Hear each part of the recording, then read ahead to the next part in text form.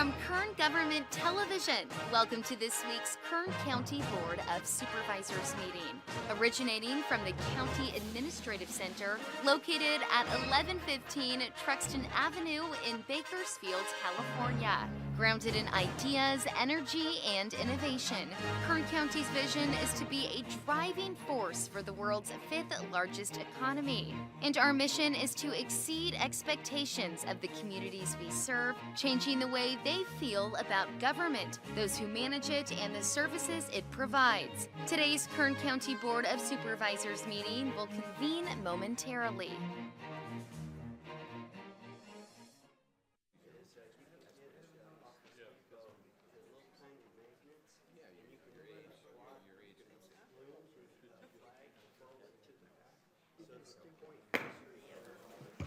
Okay, board to reconvene.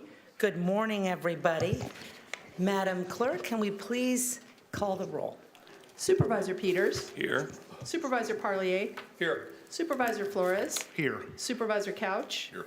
Supervisor Perez. Here. And thank you. We'll begin this morning with a salute to the flag. And I would ask my new friend, Charles Shin, to come forward. I have some information to share with you about Mr. Shin's service to this great country. He's going to lead us in the flag salute this morning. Sergeant Major Charles Shin volunteered his life and the best of himself 50 years ago. Sorry to age you, Charles. 50 years ago. I know, right? I thought the same. October of 1974, serving and training in his first stages in San Diego at boot camp.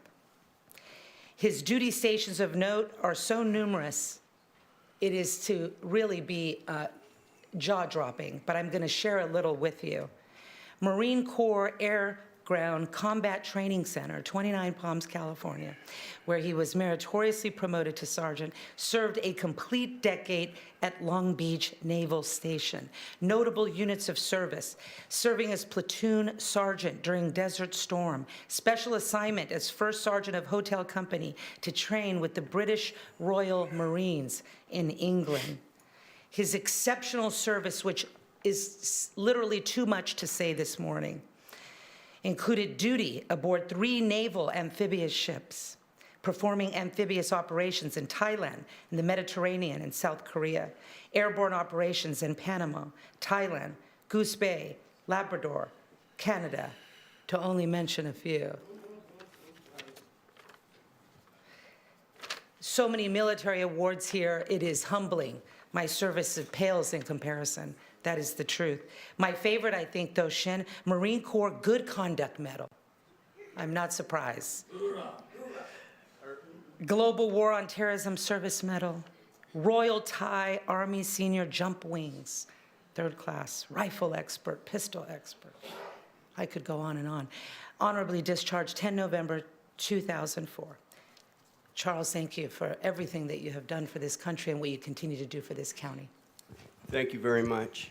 Would everybody please stand for the Pledge of Allegiance? If you have a cover on, please remove it, unless you're wearing a service duty belt. Salute and pledge. I pledge allegiance to the flag of the United States of America and to the republic for which it stands, one nation, under God, indivisible, with liberty and justice for all.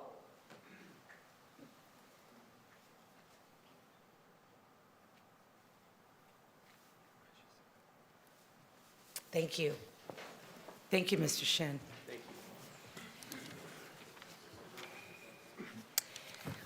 Thank you. Today we have Nick Colin Steele serving our sister county down south with the nearly 20,000 residences that have been destroyed there. You can imagine the impact that has had on animal welfare, and the needs there are so profound. We have sent our expert over. He is helping to care for these, our furry friends, and so he is not here with us today. However, we do have a fun friend for you to meet, Priscilla. Priscilla's 3 years old. It's a large breed mix. I understand this dog is incredibly loving, exciting, so ready for a forever home. And we hope that somebody out there feels a sense of compulsion when seeing Priscilla's face today, that doggy belongs in your home. And we hope they bring you tons and tons of immeasurable joy and love. We're going to move to the consent agenda this morning. Consent matters begin on page 2, and the consent agenda is reserved for matters that the staff and the county apparatus feels at this time is non-controversial and standard operating procedure stuff for government. So if there isn't a member of the public who would like to talk on it or hear about it, we tend to handle these matters all at once. If a member of the board would like to remove a matter and discuss it, we can do that as well. But consent matters begin on page 2, and they include matters 3 through 9. On page 3, matters 12 through 17. Agendas are in the back of the room and the table if you'd like to follow along. On page 4, items 19 to 25. On page 5, items 26 through 32. On page 6, items 33 through 40.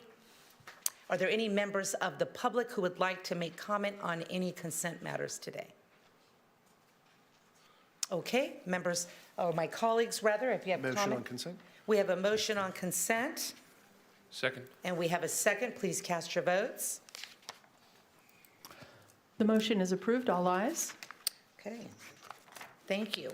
Moving along to resolutions and proclamations, we have as item 1, proclaiming 2025 as Grand Jury Awareness Month in Kern County. And Supervisor Jeff Flores will make this presentation. I'll make the motion on the proclamation. Second. We have a motion, a second. Please cast your votes. And then The motion is approved. All ayes. At this time, will the members of the grand jury come to the podium along with the foreman, Mr. Todd Lucas?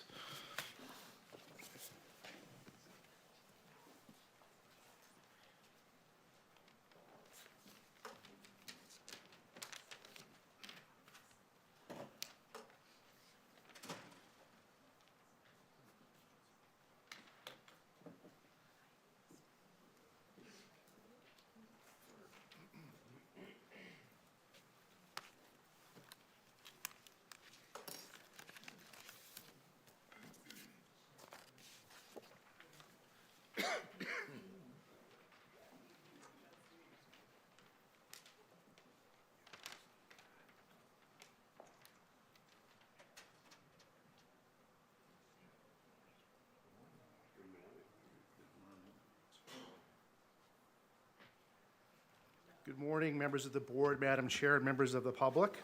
At this time, February marks a special occasion here in Kern County, as it is recognized as Grand Jury Awareness Month. This designation shines a light on the vital role played by the Kern County Grand Jury in upholding transparency and accountability to all our local institutions. California's grand jury system stands as a beacon of citizen empowerment and oversight, comprised of dedicated individuals from local communities. The grand jury serves as an independent watchdog, diligently monitoring the performance and activities of various entities. One of the hallmarks of the grand jury's efforts is the issuance of detailed reports which provide comprehensive insights into their findings.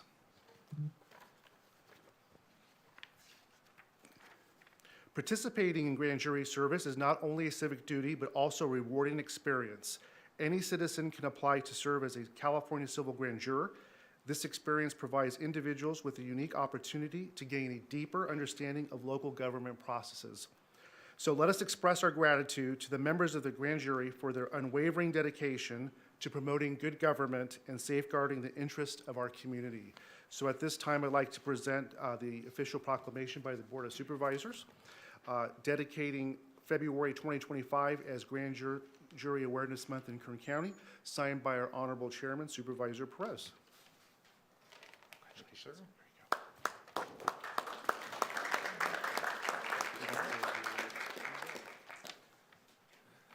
Thank you, Supervisor Flores. I can mirror some of your words. That was very well said.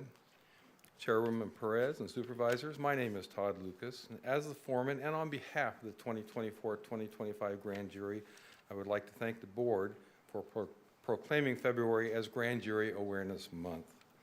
The impact of this proclamation is twofold. First, it brings recognition for the dedication and diligent work of this grand jury. Second, it creates awareness to the concerned citizens of Kern County as to the vital function of the grand jury and to encourage them to take part in this noble undertaking. The grand jury is a taxpayer's watchdog, helping to ensure that public monies are responsibly administrated. The grand jury also hears indictments as required by the district attorney.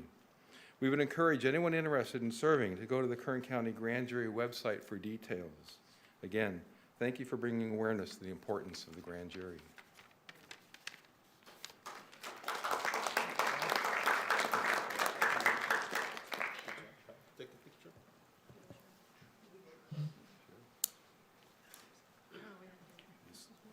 Yeah.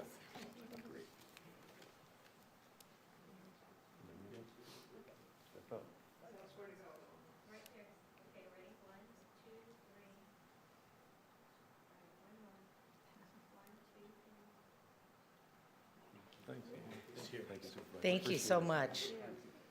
Thank you, Supervisor Flores, and thank you. That is a powerful, scary group of people right there. I want to stay on your good side. But I really have to say I'm so impressed with the geographical representation of the grand jury. All of my interactions with you have been significant in your representation and your knowledge of Kern County because you come from literally the entire four corners of the county. And I think you do a really good job of ensuring representation for all of Kern. And I see a remarkably diverse group of people. So hats off to you. Thank you for what you do. If I can buy you coffee or anything, please let me know. Would you come here, please, to the microphone? Please restate your name again, too, sir. Yeah, my name is Todd Lucas. I am the foreperson. I would like to invite the public to attend our awareness ceremony next Tuesday, the 4th at noon in front of the courthouse at the Liberty Bell. Oh, marvelous. And then we'll have a reception afterwards. How fun. Well, thank you And so we're much. looking forward to you speaking for us. Okay, Thank you. that just sounds so marvelous. Thank you, sir. Thank you. Anything to stay on your good side. Okay, nice job, Supervisor Flores. Moving on to item number 2 is February 2025 is Safely Surrendered Baby Awareness Month in Kern County. And this matter will be handled by Supervisor Peters. Thank you. I will make the motion to approve. Second. We have a motion and a second. Please cast your votes. The motion is approved. All ayes.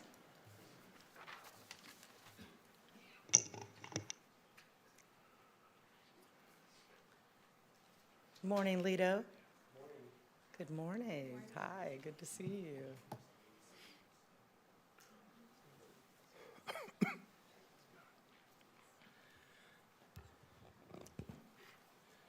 Good morning, Madam Chair and members of the board. It's my honor this morning to share this proclamation proclaiming February 2025 as Safely Surrendered Baby Awareness Month in Kern County.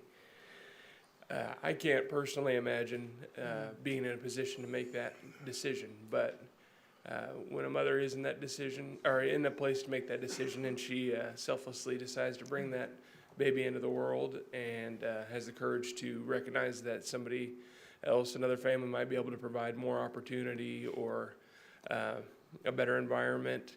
I'm really glad that we have all these outstanding people behind us that are ready to stand up and keep the child safe and get them through that process and hopefully provide them a better opportunity. So I'll go ahead and get out of the way and introduce Cindy Utes, who will make a presentation. But first, I wanted to share this proclamation. The Board of Supervisors of the County of Kern, State of California, has officially proclaimed February 2025 as Safely Surrendered Baby Awareness Month in Kern County. And this recognition has been entered into the official board minutes and signed by our Honorable Chairwoman, Leticia Perez. Morning, Cindy. Good morning. Thank you, Supervisor Peters. Good morning, Madam Chair, members of the board. My name is Cindy Utes. I'm the Chief Deputy Director of Department of Human Services, and so very pleased to be here today to thank you for this proclamation proclaiming February 2025 as Safely Surrendered Baby Month in Kern County, and for your continued support on this initiative. I'm joined today here by members of the Safely Surrendered Baby Coalition of Kern County. Consists of an amazing group of individuals who help spread the word on this really important law and to help save lives of the smallest, precious little lives that we can in the county. Their commitment to public awareness is really instrumental in saving those lives. So I'd like to recognize some of these from DHS, of course, our director, Lito Murillo, Maria Bermudez, Assistant Director of Child Welfare, Cliff Taylor, Program Director, Child Welfare, Limbania Sandoval, Program Director, and our Coalition Chair, Christy Torres from Human Services.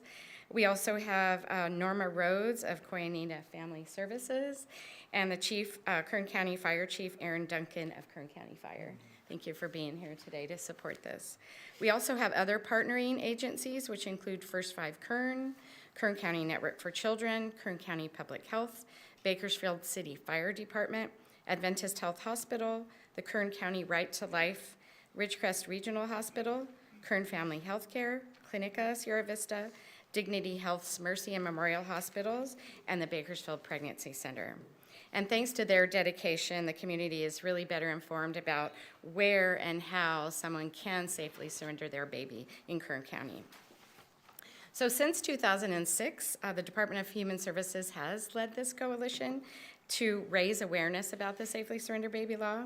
The law was actually enacted in 2001 and provides a safe option for women who are facing a crisis and have decided to surrender their baby safely into the arms of either a fire station or a hospital emergency room. There is no shame, no blame, no names, and as long as the baby is unharmed, no prosecution, no retribution. It's a safe way to surrender their baby at that time. To further support the parents, there is a 14-day cooling off period, so just in case the mother changes her mind, but allowing that baby mother to reclaim the baby just in case that decision was made in haste. But after this period, then the baby becomes eligible for immediate placement and adoption. This life-saving law has already saved so many lives. Since 2006, 103 babies have been surrendered safely in Kern County. And last fall, we celebrated the 100th baby, and now we're at 103 babies here in Kern County who have been surrendered safely. This includes 5 who were safely surrendered last year alone in 2024. So prior to this law, there would be 20 to 30 babies abandoned and possibly left to die without this law has made possible for those children to survive. So during the month of February, this coalition behind me and those mentioned will be sharing information widely throughout our communities in Kern County in order to ensure the community is informed about this important law in collaborative meetings, city council meetings throughout Kern County. And now I would like to share a quick 30-second PSA to remind people about this option of the Safe Surrender Baby law. For new mothers, moments of crisis can lead to the unthinkable. But even then, there is hope. With Safe Surrender, you can safely surrender your newborn baby into the hands of any fire station or emergency room staff in Kern County. There is no shame, no blame, no names.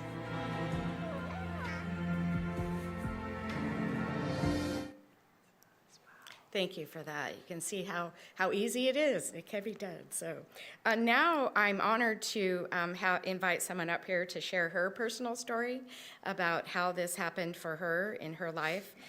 She can illustrate why this law is so important and impactful in her own life.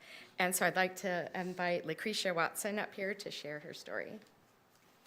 Hi, welcome, Lucretia. Hello.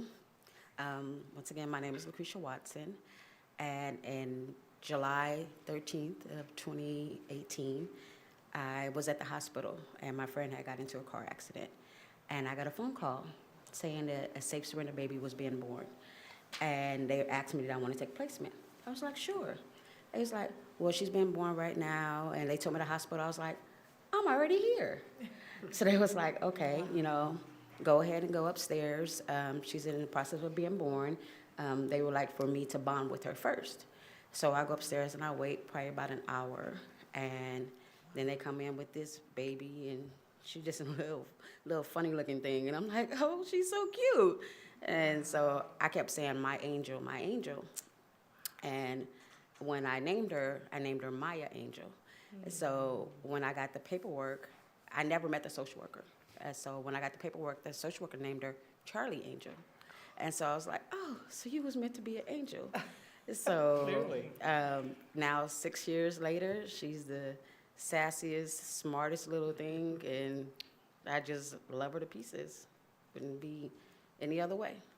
So This was meant to be. yes, it was. Clearly. It was. Divine appointment. Yes, right place, right time. Thank you for being open to it. No problem. Thank you. Thank you. Thank you. Thank you, Ms. Watson, for those wonderful story. And she also cares for a couple other foster children in her home as well. And so we appreciate her dedication, love, and kindness to the children in Kern County. We also have Grandma here in the audience. Just wanted to give her a shout out that she's also Thanks, Grandma. support. So as part of our outreach efforts, we're also going to be holding a press conference on Thursday, February 13th, 9:00 a.m.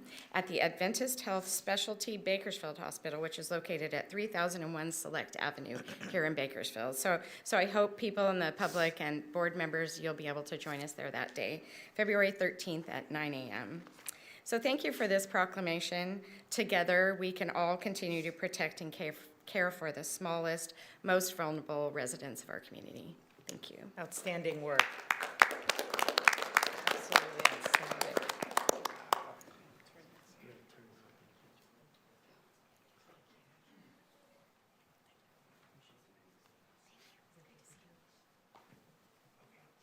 I didn't know expectant mothers could make this decision prior to giving birth. How incredible. How incredible. Wow. Thank you all so much for what you do. Thank you. Thank you, Chief. Good seeing you. Okay, that is the end of our resolutions and proclamations portion of the agenda, and having handled all consent matters, we only have one agenda item left. Which is the elections issue, and we have a large presentation, and we're going to have a robust discussion on that, I can assure you that. But prior to getting to that one agenda item, we have public presentations, and this portion of the meeting is reserved for members of the public to come forward and discuss matters that are not on today's agenda. So they are not on today's specific agenda that we'll be managing on elections. But on every other matter that is within the jurisdiction of Kern County, we ask you to please keep that to 2 minutes. That's not always perfect, but that's certainly a request of ours to keep our meeting moving along efficiently. So thank you, and good morning, Mr. Shin, if you could state your name for the record. Good morning, Madam Chairman. Good morning to the supervisors. My name is Charles Shin.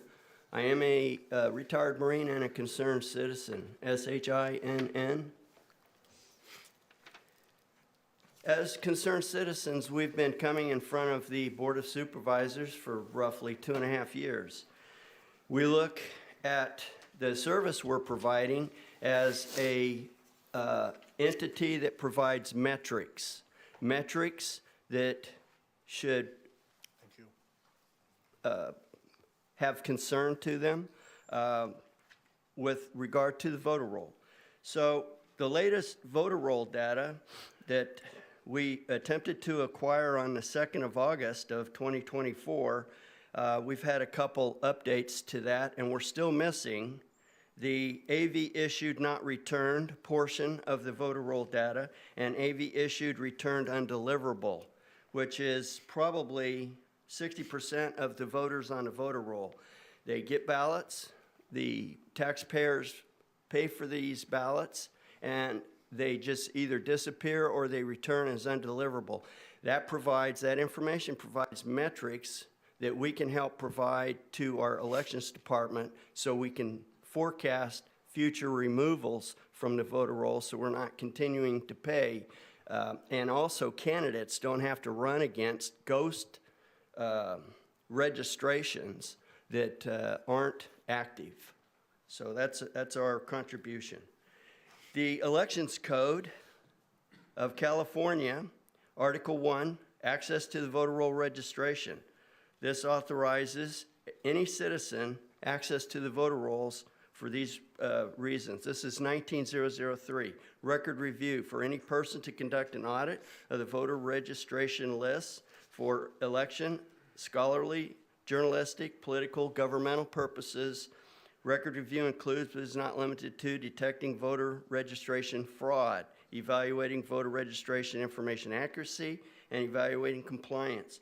We're still waiting for the 5-year removals report that Vice Chairman Couch requested, and that was over a year ago. And we're looking forward to the 37,000 removals that was promised after the November 5 election. Thank you. Thank you, Mr. Shen. Good morning, Dennis. Dennis McLean, MC, capital L-E-A-N. Good morning, Madam Chair, supervisors, and staff. We request Kern County Board of Supervisors move to rescind Ordinance G 6050 dated 1994. Proactive and protective leadership requires the seeking of a viable solution for an admittedly overwhelmed, inefficient, and error-laden position in the combined duties of auditor-controller, registrar of voters, county clerk. We know that the Kern County Board of Supervisors can increase accountability, performance, while reducing the error rate found in our election by splitting the responsibilities of that office into 2 positions, returning the auditor-controller to an appointed position and the registrar of voters or county clerk as an elected position. Concern number 1, citizens do not have a biased, free auditor when self-auditing elections by both departments are led by the same official. Lack of procuring competitive bids, lack of itemization of expenditures, lack of monitoring generated cost from error, lack of identified waste, fraud, and abuse, lack of identifying violations, protocol, procedures with remedy, conflict of interest creating biased communications, lack of standardization, operating procedures, trained and informed staff in their duties, staff training, certifications, requirements, non-consent, lack of continual process improvements, consultation of recommendations impaired by the same office, monitoring legal accounting standards compliance, monitoring continuous data control, points of reconciliation at all receiving points, found not to be impartial, competent, or act in the public's best interest, and finally, lack of public trust due to lack of transparency, open communication, and sharing of public information. Thank you. Thank you, Mr. McLean.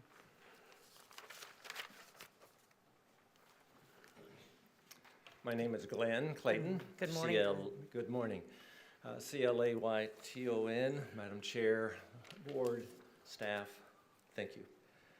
Concern number 2, the elections environment, the codes, physical, logistical equipment, personnel duties, technological hardware and software systems, financial, contractual agreements, and security have greatly increased since 1994.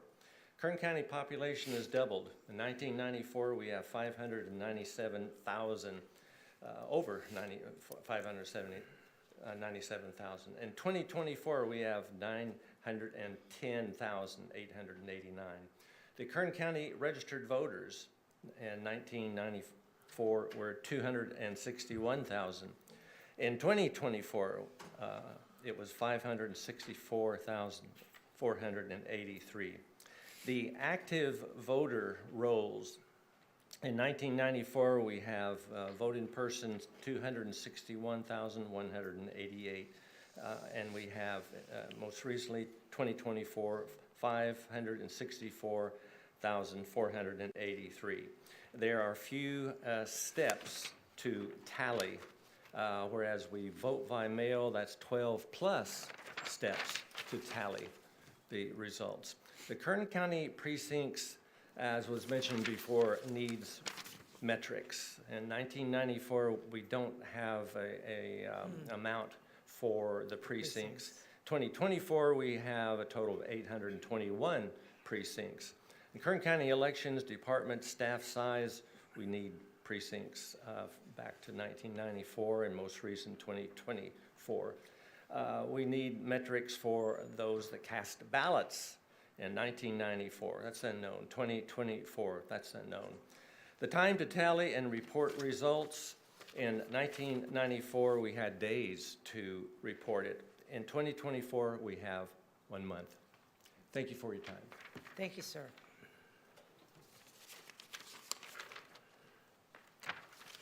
Good morning. Morning, Madam Chair, Board of Supervisors.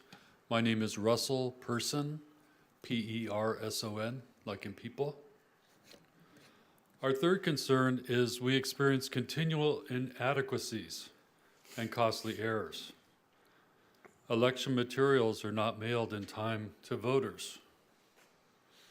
Candidate statements that are paid for are not included in materials in multiple elections. Poll books are not programmed accurately. Precincts and polling places are swapped across the county. Errors in monthly reporting of registered voters. 3 failures to run election races. November 5th, 2024, general election, South Tulare, no Kern Hospital, Greenfield, and McFarland. Inaccurate map in Greenfield race, known for 8 days prior to public address, running deadline down with closing of certified results. Reporting to SOS and local statements did not reconcile throughout reporting of November 5th, 2024. Maps not accurate since 2022. Personnel grievances and turnover due to toxic work environment. There were 13 employees involved. Refusal to meet with citizens. Refusal to attend committee meetings. Refusal to provide complete voter data to voter roll requests. Lack of reporting data to state and federal EAC, HAVE reports. Named defendants in multiple lawsuits for error in elections management, such as Judicial Watch, Election Integrity Project, Greenfield. Broke election code to run a candidate in 2 races on the same ballot, Mr. Fong. Initiating court litigation, only sought outside legal counsel without county council input. Multiple special elections due to mismanagement. Egregious lack of voter roll maintenance, 77,000 to be removed in total. 34,000 still need to be removed. Lack of allocated staff to maintain voter rolls, verify maps, election materials accurately. Thank you. Thank you, sir. Any other public comments at this time? We'll get to the agenda matter when we're done with public comments. Good morning. Good morning, Mademoiselle Chair, Board, staff. My name is Pamela Reese, R-E-E-C-E. ... So, concerned citizens request the Board of Supervisors to rescind Ordinance G 6050 before the next election cycle in 2026. This ordinance is responsible for consolidation of 3 separate official functions: Kern Auditor Controller, Registrar of Voters, and County Clerk. In Section 1016, in the General Provisions Rules of Constructions to repeal or modify of an ordinance, whenever any ordinance or part of an ordinance shall repeal or be modified by a subsequent ordinance, the ordinance or part of an ordinance thus repealed or modified shall continue in force until the ordinance repealing or modify it becomes effective, unless otherwise expressly provided. Under the Kern County Administrative Policy and Procedures Manual, Chapter 6, Government Accountability, you know that we have found many areas of notable and applicable text that speaks to the lack of governance over the Kern County Elections Department. The Board of Supervisors are special and elected officials bound to accountability over costly and egregious errors from the Elections Department and its leadership or lack thereof. County officers, elected or appointed, and county employees have a duty of loyalty and a duty of care in fulfilling their public trust in government service. Y'all are special, and you have powers that can help us and the Elections Department become great again. Thank you. Thank you, Ms. Reese.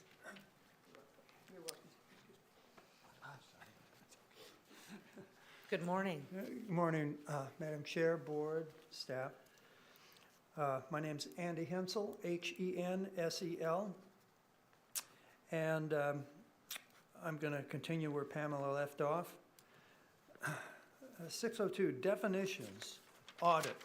In general, assessment of information to provide insight and determine accuracy of information and propose recommendations to improve. Point 5, waste, the intentional or unintentional, thoughtless, careless expenditure, consumption, mismanagement, use, or squandering of resources owned or operated by the county. Waste includes incurring unnecessary cost because of inefficient or ineffective practices, systems, or controls. 603, fraud, waste, and abuse, neglect of job responsibilities. 605, Board of Supervisors audit responsibility and authority. The ultimate responsibility to have audits performed rests with the county's Board of Supervisors. 612, post-audit reviews performed by County Administrative Office. Within 45 days after written notice of noncompliance, the department head shall file a written plan of corrective action with the County Administrative Office. So that's just to say that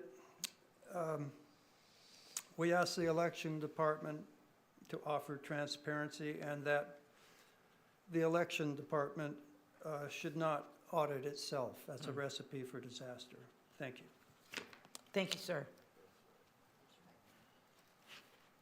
Morning. Good morning, Board. Name's Jess Sanders.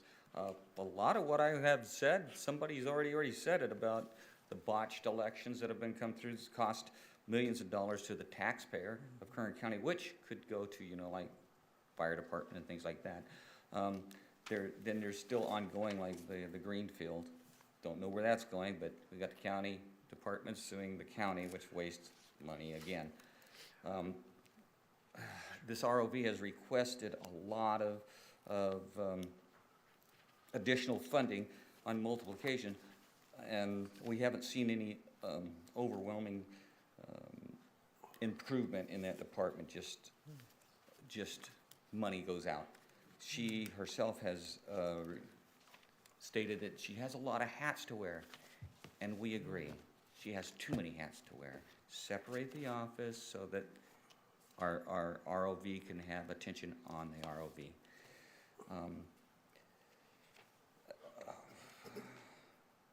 Under this leadership, the department has lost 13 employees, mostly to toxic environment. And I wanted to point out that that's over 50 years of experience she's lost, leaving us with an incompetent office now struggling to run a transparent and efficient election.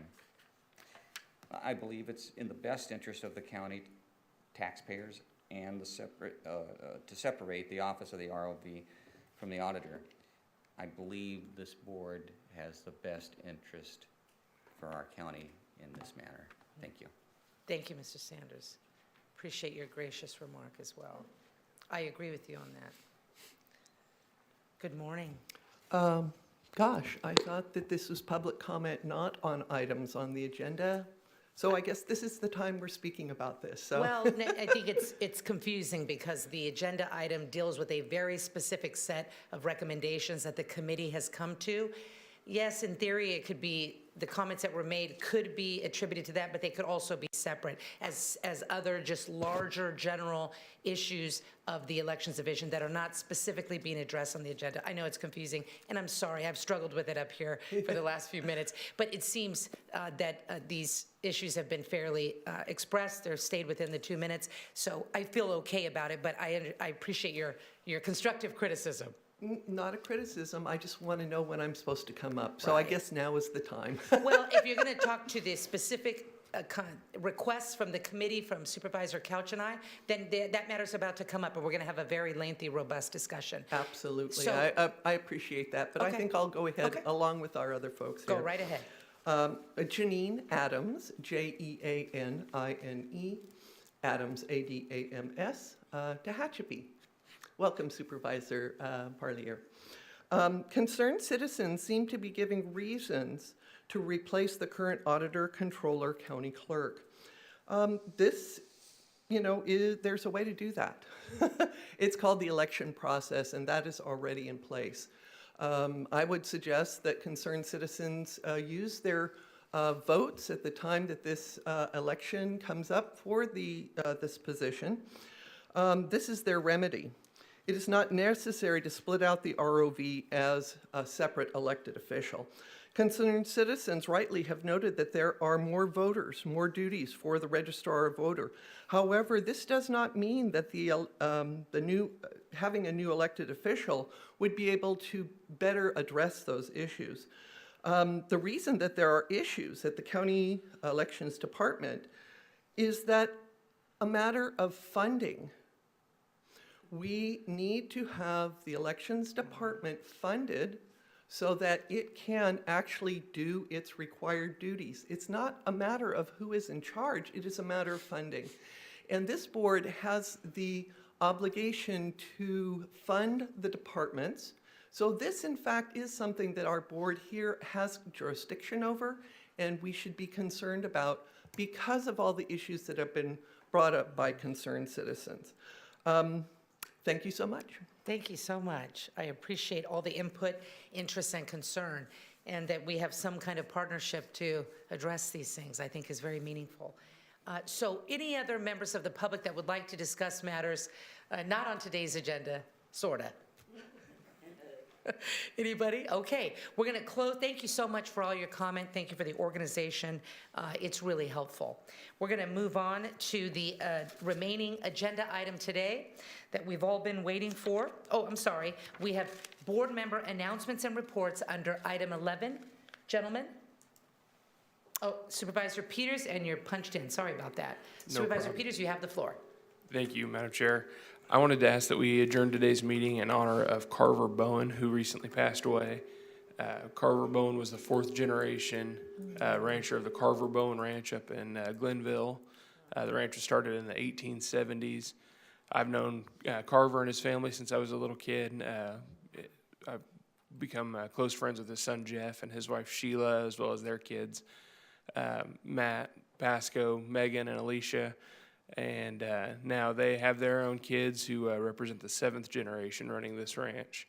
And it's pretty remarkable that this family has become absolute pillars of the cattle ranching community in California, and I think it would be appropriate to adjourn in his honor. Thank you.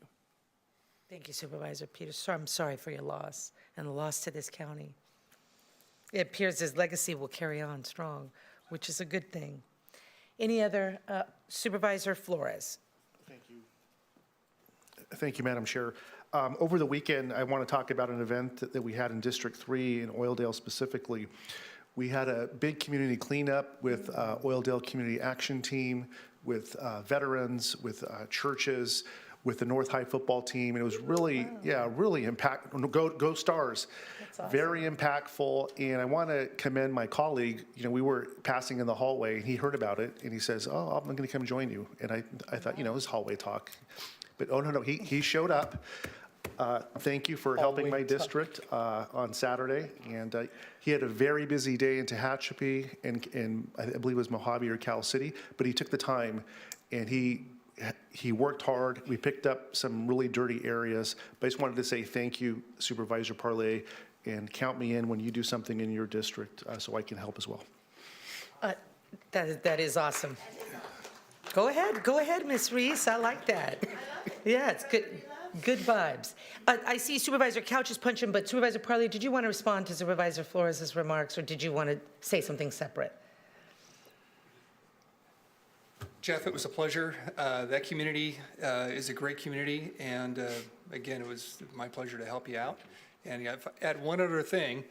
At Cal City, I was out there with the city, the mayor, and REACH, which is just a great organization to plant trees, and we planted a tree in front of City Hall that Saturday later on, and it was a little cold, but it was a great day. Thank you so much. Excellent.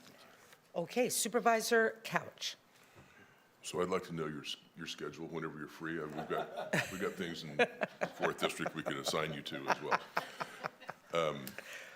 Can you give us an update on the Greenfield School District? I guess that's for County Council and the election. Thank you for that. Yeah.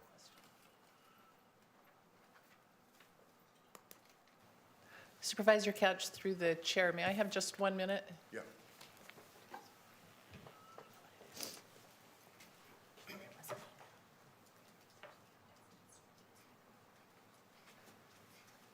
Sorry, I got down here a little bit late. I would have told you I was going to ask. That's all right. Sorry. I just wanted to double check. We have not received any update, and the last, our knowledge is that it is working its way through the court system. Still? Okay. Thank you. And we'll, as soon as we hear anything, and we'll follow up with schools council, but I think we'd be notified if the courts have done anything, and I'll let you know just as soon as we hear anything. Thank you. Thank you for the question, Supervisor. Okay, looks like we are moving on to our remaining agenda item under the CAO's office, which is item number 18, a discussion of recommendations by Board of Supervisors Standing Committee on Finance and Administration regarding items affecting local elections, including organizational changes for the Registrar of Voters function. I want to say to the CAO staff, express my profound gratitude for this process and this journey that we have engaged on with members of the community who are brilliant, who are organized, who are not going away, most importantly, in my analysis. So here we are working through, our best government, good governance, of which, of course, nobody walks away 100% satisfied, but hopefully we've bought into the solution that we are working through together. That's my hope. All of us have different ideas of what this should be, but certainly that is my hope. And that after 2.5 years of these folks coming here, organized, meeting, using their own resources, time, energy, to express to this body and the public their heart and concerns, I am very pleased to be here at this moment with Supervisor Couch, who took the charge last year as chair. Here we are together doing it again, addressing concerns, being responsive to the public, doing our job. So to the CA's office, really sincerely thank you. Again, to members of the public, thank you. I think this process is full of tension, is full of excitement, is full of the way it should be. And so I continue to welcome those, the criticism, the openness, but most importantly, the partnership and civility, which I have seen consistently. So thank you, and to the CA's office, the floor is yours. Thank you, Chair. Elsa Martinez, our CFO, will be making this presentation. Thank you, Elsa. Good morning. Welcome. Good morning, Madam Chair and members of the board. With me is Eric Nisbet. He's our Deputy Budget Director, and Ms. Nisbet and I have served as staff to the committee, so we will be making this presentation for your board's consideration. So on August 6, 2024, Supervisors Couch and Perez requested the Board of Supervisors Standing Committee for Finance and Administration meet to consider issues related to local elections.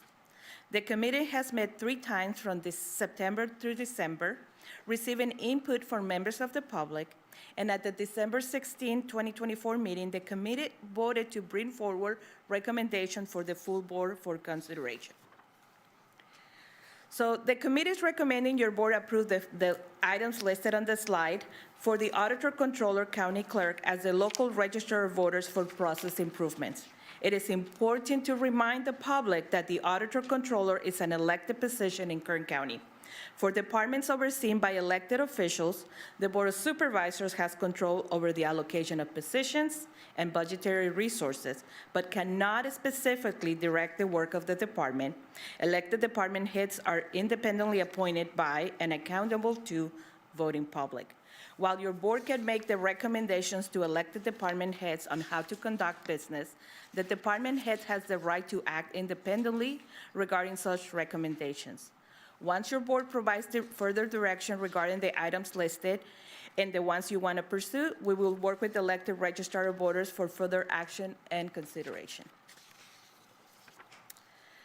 The committee also recommends that your board approve requesting the auditor, controller, county clerk to respond to the items listed and questions and request additional information at a public presentation during a regular meeting of the Board of Supervisors. Similar to the recommendation for process improvements, once your board provides direction, the county administrative office will work with Ms. Espinosa to facilitate the presentation. So the committee also make recommendation that your board pursue legislative changes to election law at state and federal levels. Such changes would likely require communication with legislative representatives or lobbying through the intergovernmental and legislative affairs function of our office. So it would be appropriate for your board to refer these items to the Standing Legislative Program Committee for further refinement and action.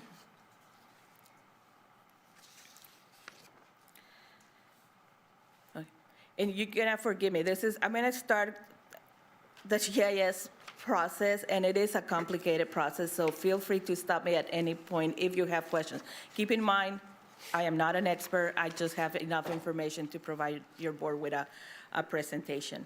So the committee directed the county administrative office staff to seek information regarding the geographic information system known as GIS. GIS maps maintained by Kern County are overseen by our Information Technology Division. Data included in the county's GIS map come from multiple sources, including different county departments, who may have access to edit their own layers, or will make requests to the ITS GIS team.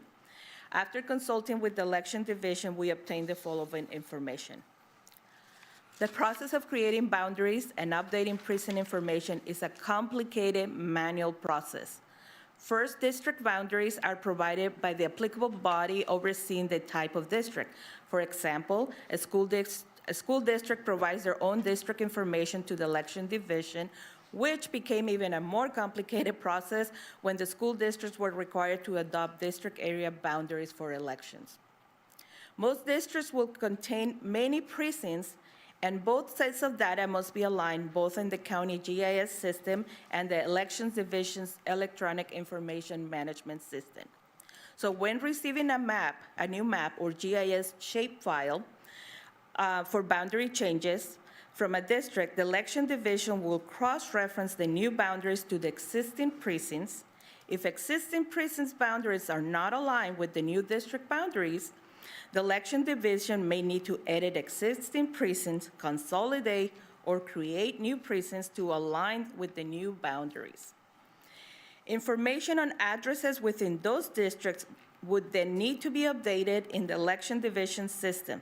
This is a manual process that requires cross-referencing the GIS shapefile for the district boundaries, GIA roads data, Google Maps, and the precincts boundaries within the district. And then they check precinct data address and district data in the election management system. Once all of this is updated, a new map is shared with the entity overseeing the district for review and final approval. And if this process doesn't sound complicated enough, although the county's GIS system houses the election division precinct map information and district boundaries information, communication with registered voters and determination of an individual's appropriate district is driven by the election information system. So for this reason, the election division is actually evaluating additional methods of cross-referencing and evaluating data, precinct data in the two systems. So they're trying to figure out a way to make it not as manual process and subject to errors. So next. So the final item the committee recommends for your board is discussion is a possible reorganization changes for the Register of Voters function. As a general law county, the default organization is for the elected position of county clerk to serve as the ex officio Register of Voters. In Kern County, the elected office of county clerk is also combined with the elected office of auditor controller through ordinance number 2.10.040. There are 3 additional options for organizational structure for the Register of Voters function, which would require different course of actions to implement. So the first one listed on the slide would be to separate county clerk as an independent elected office.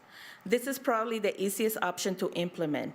By ordinance, your board would change the existing organization and create separate elected offices for auditor, controller, and county clerk. The county clerk would then retain responsibility for Register of Voters function.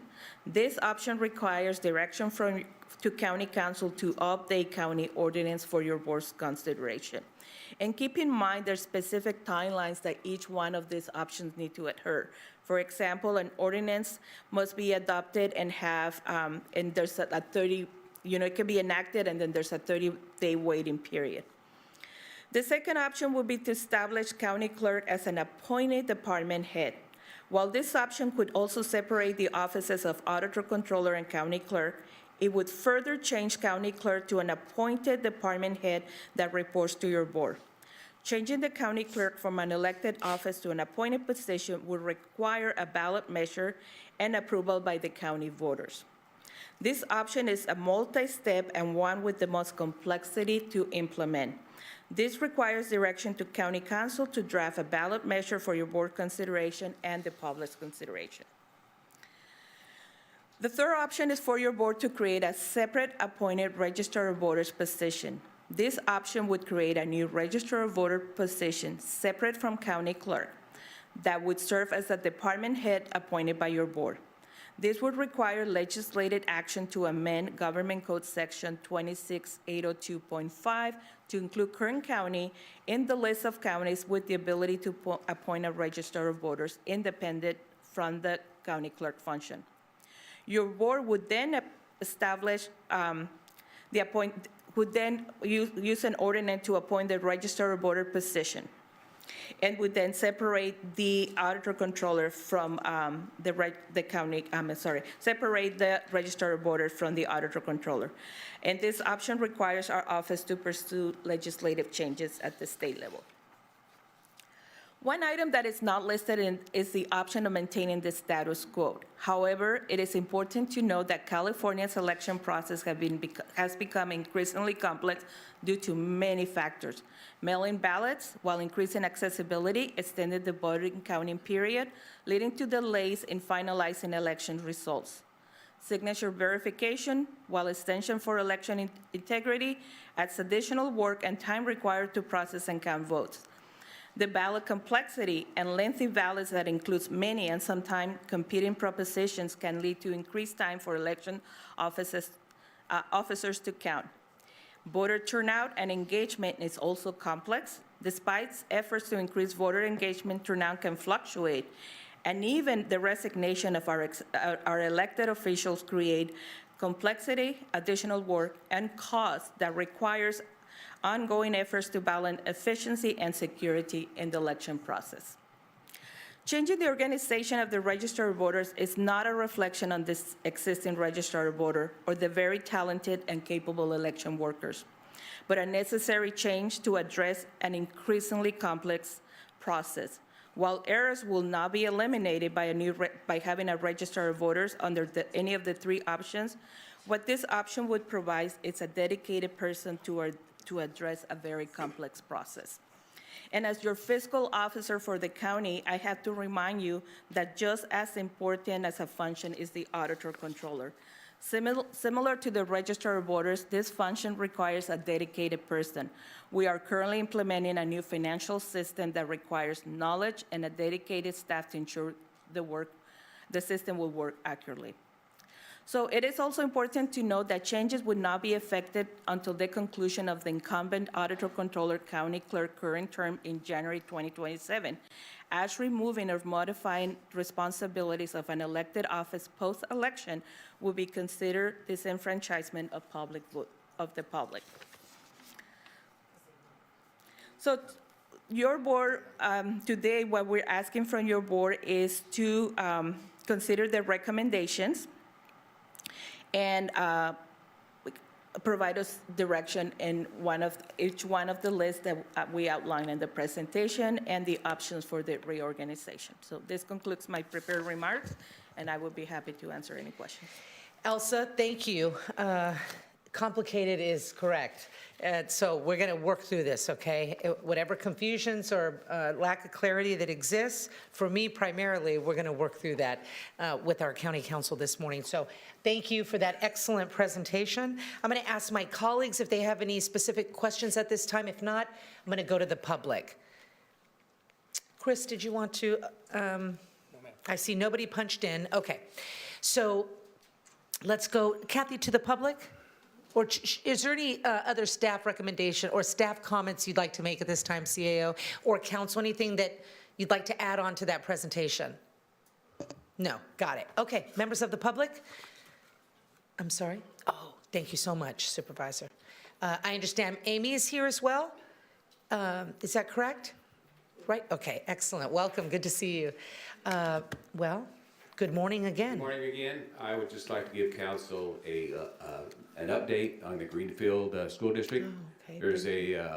There's a court date this Friday at 1:30. Oh, wow. If the public wants to be interested, I will be there. So just giving you some information that we have insight to. I really appreciate it. Dennis, if you could Facebook me or let me know how that goes, I'd appreciate it. Okay, I know we had a lot of comment under public comment about these matters, and we heard your heart, and we've had many meetings about it. It does not preclude you from speaking today, but I wanted to reiterate, it is on the record. It is incorporated into the record, and of course, my colleagues have heard it. I see somebody, oh, Amy, did you want to come down? Excellent. Amy, welcome. So good to see you. Appreciate this conversation. And like I said earlier, this journey together, because we're all learning. Amy, good morning and welcome. Good morning. Good morning, Chair and members of the board. Amy Espinoza, Kern County Auditor, Controller, County Clerk, and Registrar of Voters. I have reviewed the recommendations Supervisor Perez and Supervisor Couch are bringing to your board and would like to take the time now to respond. Recommendation number 1, update incorrect birthdays. An example is we have some birthdays that are 1/1/1900, January 1st, 1900 in the voter roll. As of today, there are fewer than 200 registered voters in our county who have January 1st, 1900 listed as their birth date in our records. Given the size of our voter rolls, this is a relatively small number. However, it's an important issue and has been the source of some ongoing confusion, and I'd like to explain why this is happening. It's important to note that this is not an error or oversight by my department. It's actually a result of how voter data was initially captured. When this group of individuals registered to vote, the voter registration forms didn't require a birth date. When our department switched to the current voter information system, the system had to assign a placeholder birth date and use January 1st, 1900. This is why some voters from that era show up with that specific date. Historically, there have been attempts to reach out to these voters and collect their actual birth dates. Some have updated their information, but those who haven't or didn't respond are still listed with the 1/1/1900 date in our system. On December 13th, my office sent out letters to the 204 affected voters asking them to submit updated registration forms. Here's an update on the responses so far. 4 voters were found to be deceased and have been removed from the system. 8 voters submitted corrected forms with their accurate birth dates, and they've been updated in our system. 3 voters updated their birth date online, and their records are now current. 23 letters were returned as undeliverable. So those voters are now listed as inactive. We will continue to update records as we receive more responses. Lastly, I want to make it clear that having a placeholder birth date does not impact a voter's eligibility to vote. These individuals remain fully eligible, and it's simply a matter of updating their records when we receive the information. I also want to mention that we looked at this prior to the November 5th election, and it was my decision to not send out letters at that time. And the purpose was, all of these folks are elderly. I didn't want someone to get a letter in the mail thinking they weren't eligible to vote, being concerned, causing any confusion. And so I told staff, let's wait until after the election and we'll go ahead and get this cleaned up. Recommendation number 2, speed up count process so Kern is not the last county to report to the Secretary of State. We understand that people are eager to see election results as quickly as possible, but I want to clear up a misconception. Kern County is not the last county to report vote counts. As some of you might know, new legislation last year extended the signature cure period for the November general election, and counties could not certify earlier than E+28, which means 28 days after the election.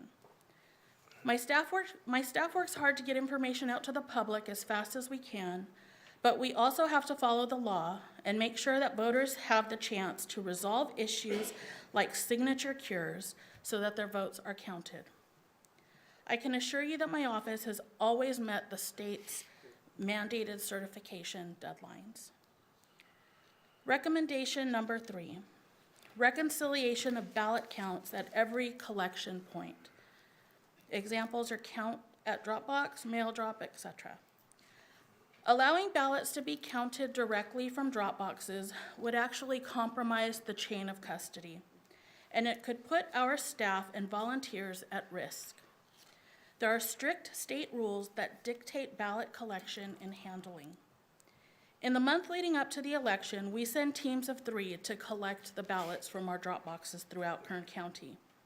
When they bring them to our office, they're in secure containers, and we check them for any signs of tampering. From there, the ballots go straight into our secure vote by mail room, where they're logged and prepared for counting.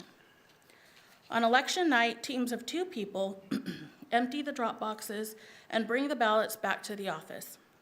We track everything on a chain of custody form that I shared with the committee to make sure every step is accounted for.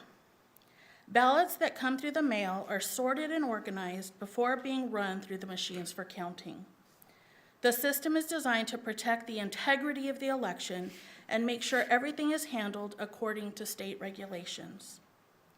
Recommendation number 4, avoid using adversarial or critical language for election observers. Honestly, I'm not sure what this is referring to. We have spent significant staff time respectfully responding to and meeting with the concerned citizens and other folks, and will continue to do so. Recommendation number 5, tour of the elections office for the Standing Committee on Finance and Administration. Supervisor Couch and the chair, Supervisor Perez, you're welcome to tour the elections office at any time. If this request is also for the interested public, we can arrange a tour when we are not in the middle of an active election. I'll reach out to you both to schedule something once I know whether we are going to have another election in April. Recommendation number 6, keep multiple signatures on file for variances to assist with signature verification. Again, I'm not sure where this came from because we already do this and it is in accordance with guidelines from the state. Recommendation number 7, voter guides be issued in advance of mail ballots. I agree. We make every effort to make this happen. However, it is not as easy as it may seem. We deal with multiple vendors, and trying to coordinate everyone is tricky. It takes a lot because our vendors are also serving all of the other folks in the country who are having elections. So everyone does their best. Excuse me, you mean the voter guide books and all of those are separate vendors? Yes. I didn't realize that, but thank you. That being said, we have never missed our mandated timeframes on sending out the voter information guide, which is E40 to E-40 to E-21, which equates to January 16th to February 4th for the upcoming election. We also put information on our website so voters who want to vote as soon as they receive their ballot have all the information they need to make an informed decision. There was a comment earlier about lack of process improvement. This is something that in the November election, it was brought to my attention in March, and then for November, we pushed to have all of this information out on our website. It's not the same as having the voter information guide and a sample ballot, which I do also want to remind the public that we have over 300 ballot layouts. So over 300 different voter information guides with different sample ballots, different candidates, candidate statements, measures. So all of those plus translations for each of those. We also include additional language on our ballot inserts to point voters to kernvote.com if they receive their ballot before they receive their voter information guides. And these are for larger elections. In our current election, ballots went out yesterday. We were able to put the voter information guide as an insert into the ballot package. So voters will receive the normal information they receive with their ballot, their return envelope, as well as a one-page with information that is typically in the voter information guide booklet that we send out.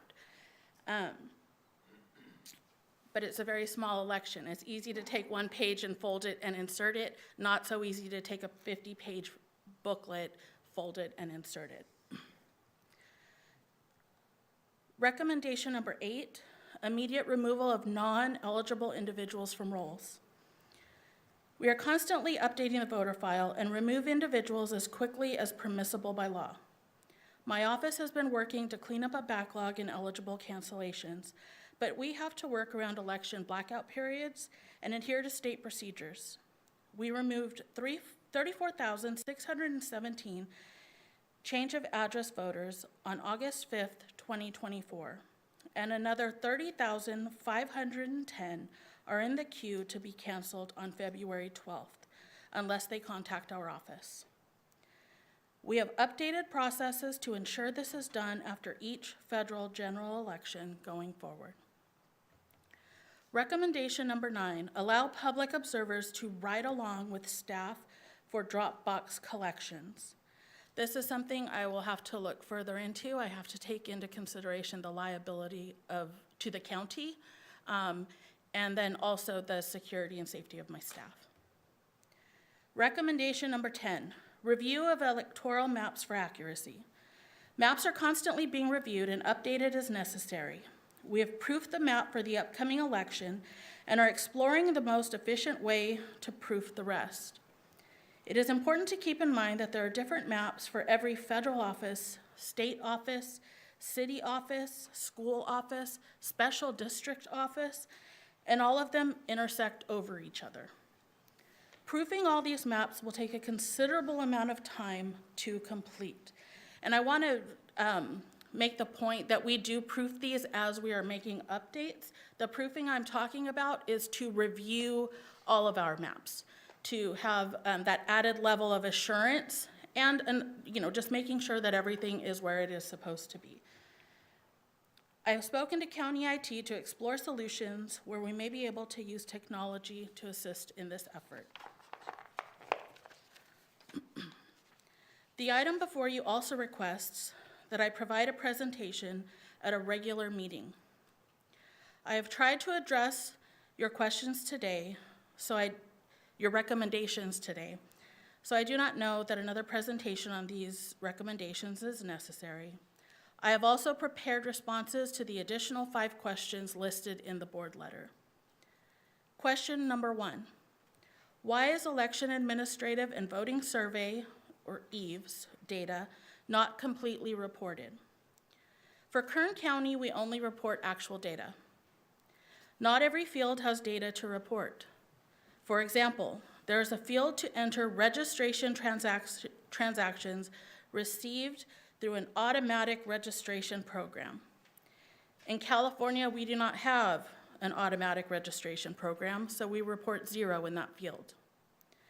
Or the field to enter the number of UACAVA ballots issued via fax.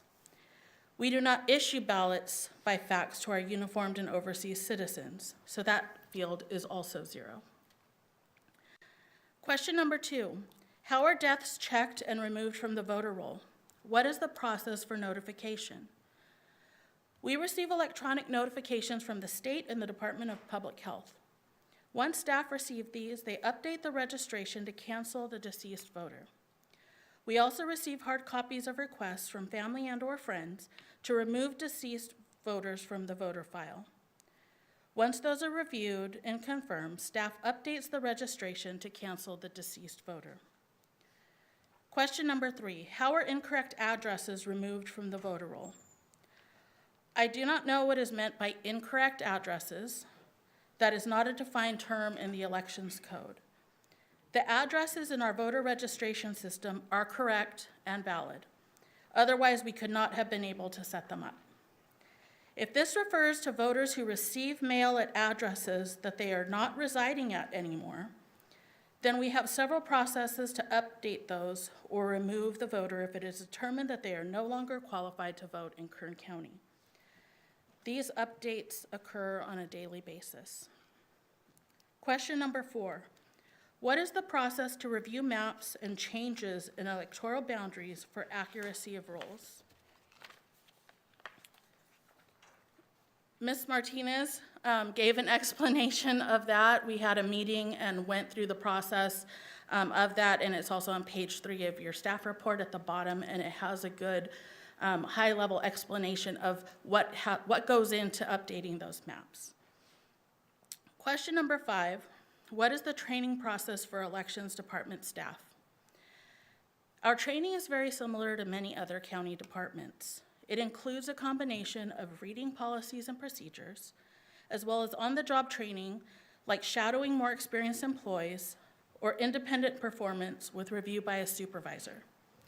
Depending on the assignment, an employee may go through signature verification training, training on our election information management system, Help America Vote Act training, and/or National Voter Registration Act training.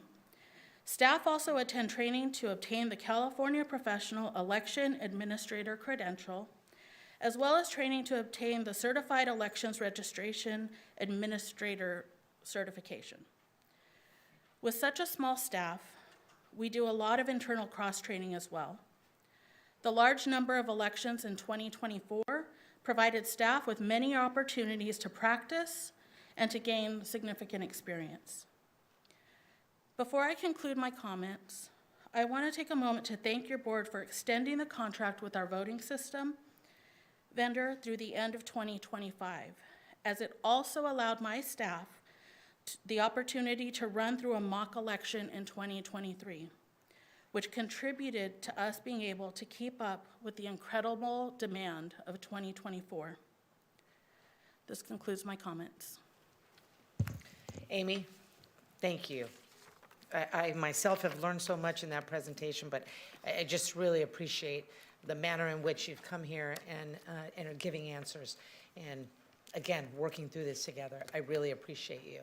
So my colleagues may have some questions of you. If you could stick around, we're going to, it looks like Supervisor Peters, do you have a question of Amy, Supervisor? Or did you have general comments? I was just going to make some comments on the recommendations that she just addressed. Amy, thank you. And Supervisor Peters, the floor is yours. I'm sorry, go ahead. Go ahead, I'll defer to you. Oh, okay. Amy, I'm so sorry. Can I ask you back here? Please forgive me for that. Sorry.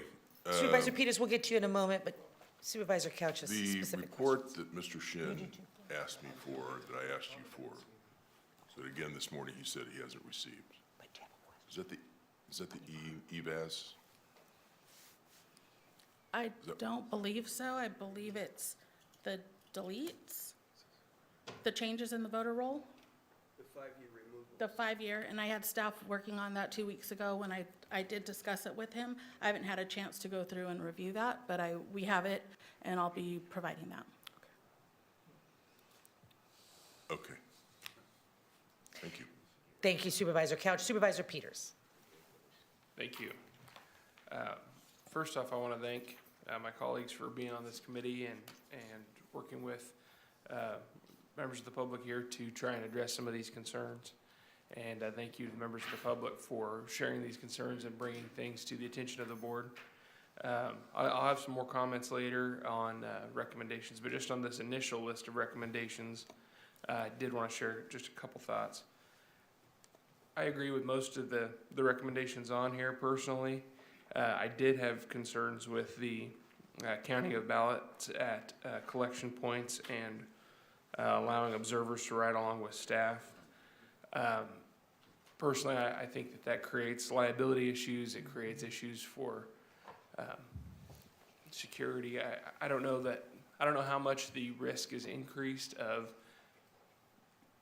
the elections worker being influenced or ballots being tampered with is, but when you introduce that type of situation, it becomes greater than zero. It's not complicated. And I mean, just looking at this from a common sense point of view, I don't think we would ever tolerate a Brink security truck counting cash that they collected in a parking lot or taking people on ride-alongs with them.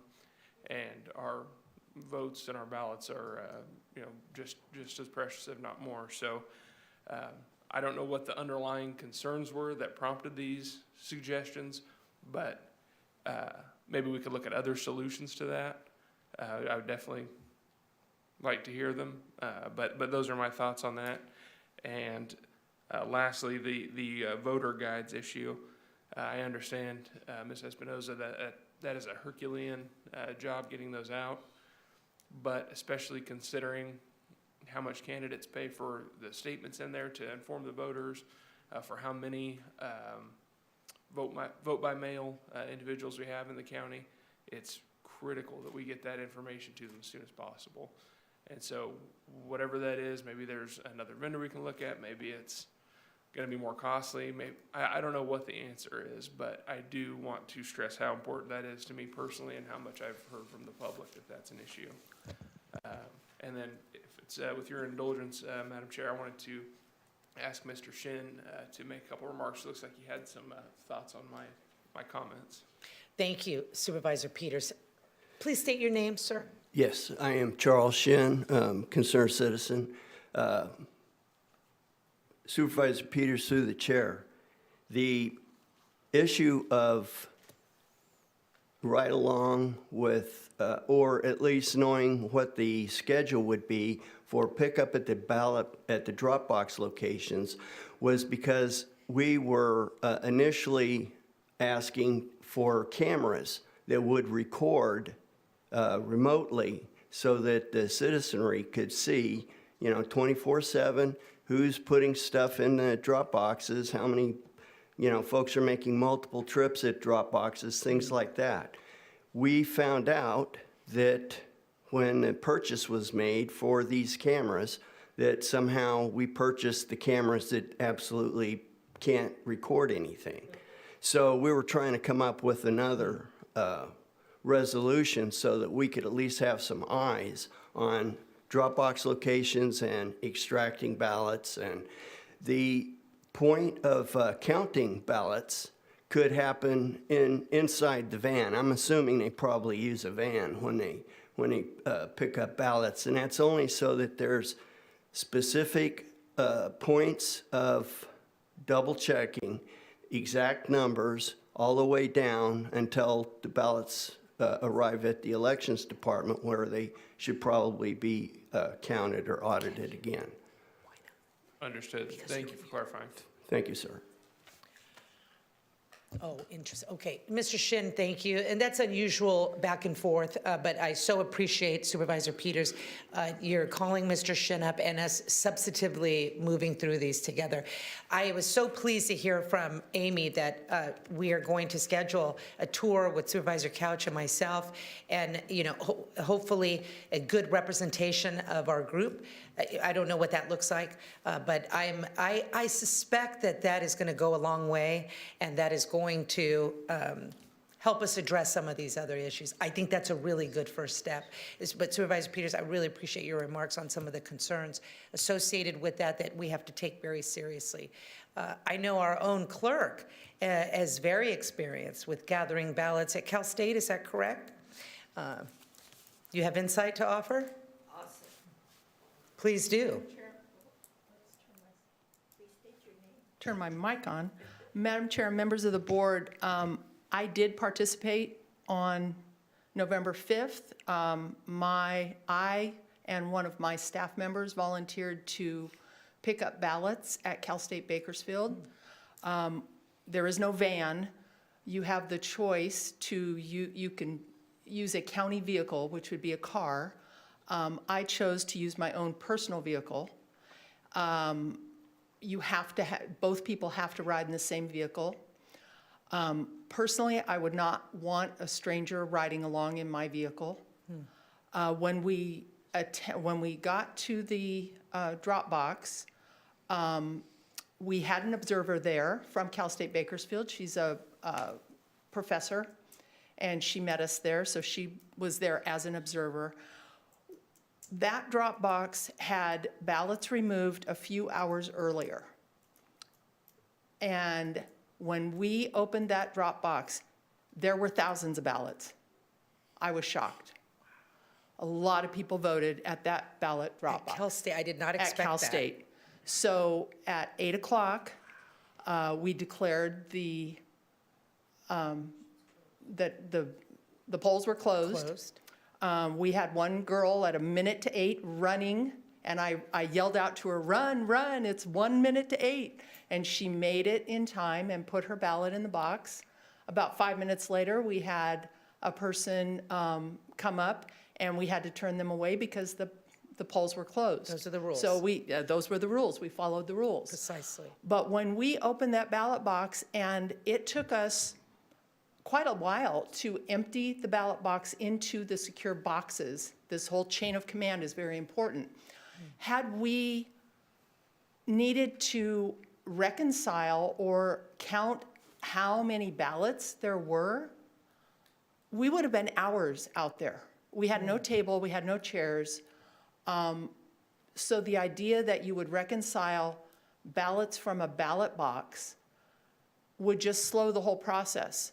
So it was, we would not have been able to take those ballots into the elections department in a timely manner. So we would have slowed the process down. So I would not recommend that procedure. God, that is so helpful. How did you feel about the process, Kathy? I thought it was fantastic. That was my first time securing ballots from a drop box. I had, in the primary election, I had worked as a poll worker out at one of the local elementary schools. That was a great experience, and we had so many people that thanked us for volunteering and doing this civic duty.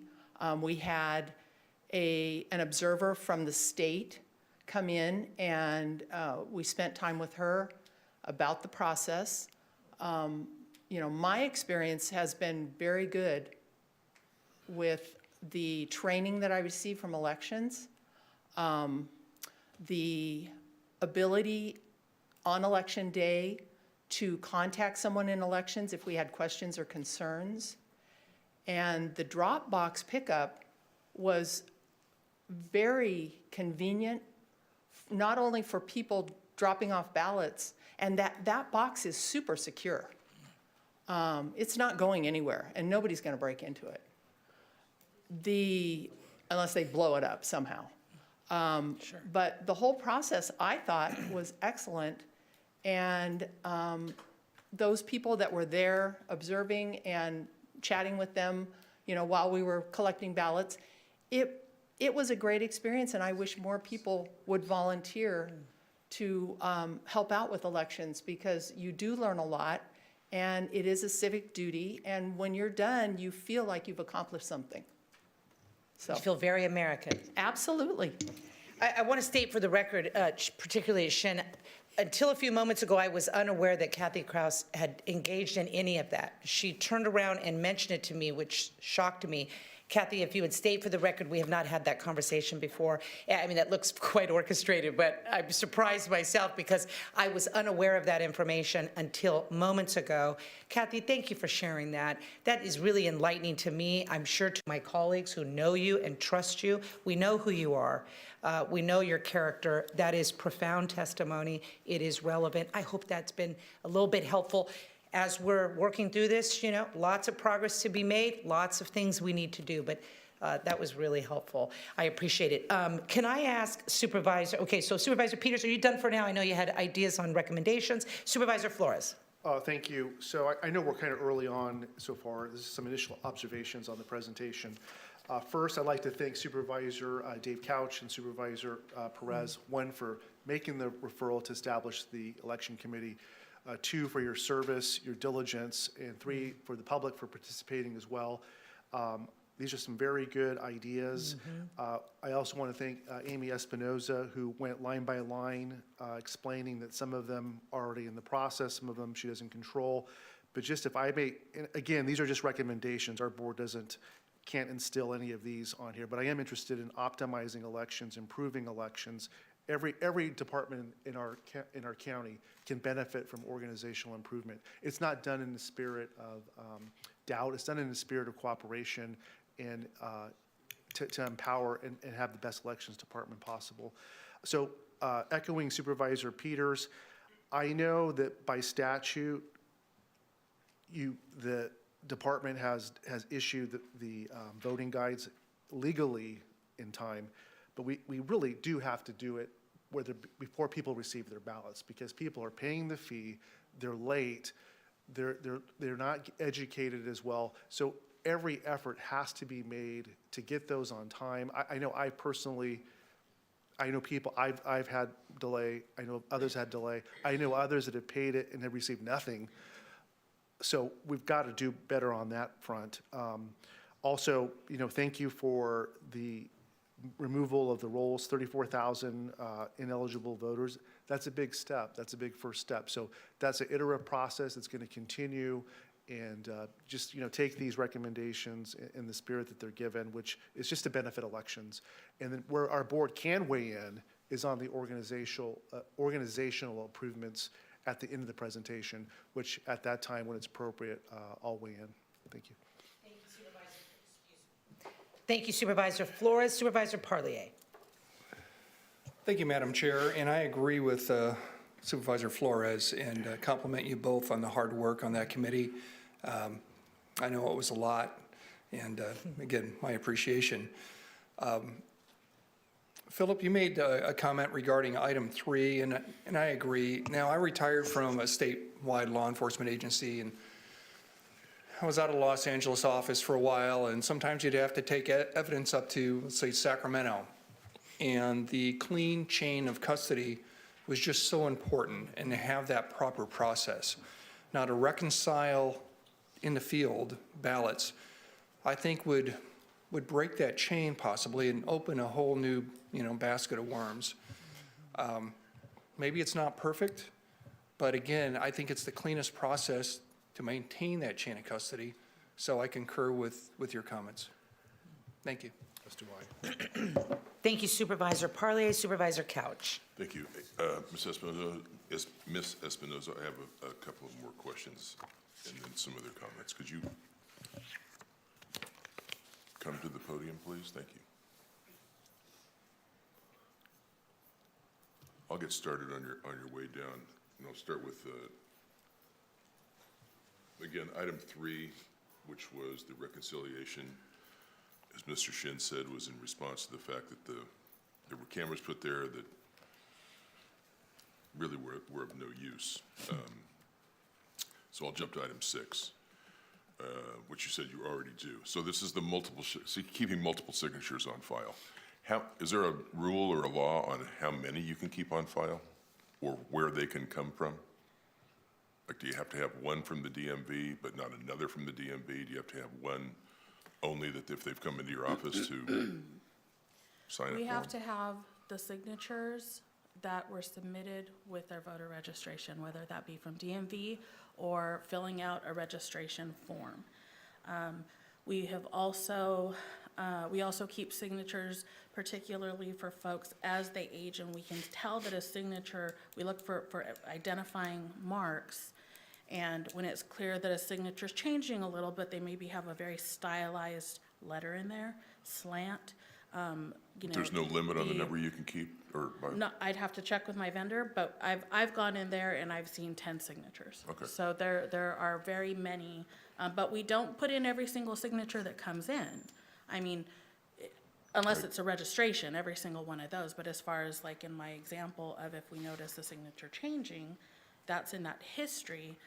But it's not just if I sign my name one way today and I sign it a different way next time, we're not updating that signature for a whole new But the signature. only ways you can get a signature that you will use is either through the DMV or through a voter registration card. Is that right?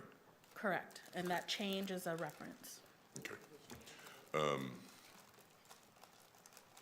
So item 7, back to the voter guides, which Supervisor Flores spoke to. What could we do there? Could we contact does the vendor have the ability do we have the ability to say to the vendor, I guess we have the ability to say it, I want to know if he has the ability to do it. Can he comply with California law when it's very different from other states that would ensure that the voter guides get there before the ballots get, within whatever it used to be? We used to have a couple of weeks at least, people would get their voter guide before they got their ballots. So current state law does not say that voter guides have to go out before ballots. Okay, So, okay, hang on. Just because it says state law doesn't say it has to, best practice, in my mind, is that it would. okay. Do you agree with Sorry, that? I do, and I did say I Okay. agreed, so I was just addressing because you made the comment about the law. So I stated the timeframe. We do have a mandated date to start sending out ballots. The process is we have a vendor that formats our ballots. The state has rules on how big, the order, how big the font can be, I get that. to name a few things. So we have a vendor that does that. When they're finished, we proof all of those ballots, over 300 plus the translation. I understand, it's a big We job, were- I get it. Yeah, so I'm trying to explain the process because it's not that easy. So once those are finalized, we sent them to our print vendor, who also does a cursory review for us. We also take those ballots and we send them to our voter information guide vendor, who has to take the ballots. So let me cut to the chase. Are you telling me, by giving me all the things that need to be done, are you telling me that based on a filing deadline and when the ballots have to go out, there probably isn't time to do everything you're describing there and have that vendor that does the voter guide have that in people's mailbox well before the ballots show up? Each election, we try to get that all done in time. And we do put the information out on our website so that voters have that information. And I understand the concern that you brought up, Supervisor Flores and Supervisor Peters, as far as, I've heard the same concern that folks who pay for their candidate statements, and then folks receive their ballots and they haven't received their voter information guide yet. So a way around that is to put all of that information out on our website. Is it ideal? Is it perfect? No, but it's still getting the information out. Now, also, I want to make a comment that remind folks that when the voter information guide goes out, it is a few days after the ballots go out. So we're not talking weeks. I get it. We're not talking that. But what I can do is we can explore with our current vendors to consolidate the duties that each one of them is performing for us, and we can see if that helps. In other words, using one vendor for both jobs instead of two vendors for two jobs? Is that what you mean? Yes. Okay.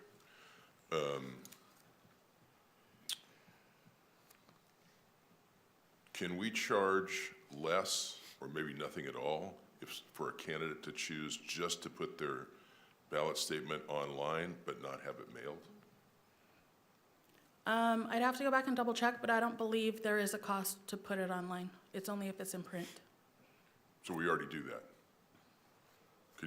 Can you check on that and let us know? Because if that's available, I didn't know that either. I just assumed, I mean, I've always written a ballot statement and paid the money because I wanted to hit people's mailbox. But if that option is available and things are moving that way,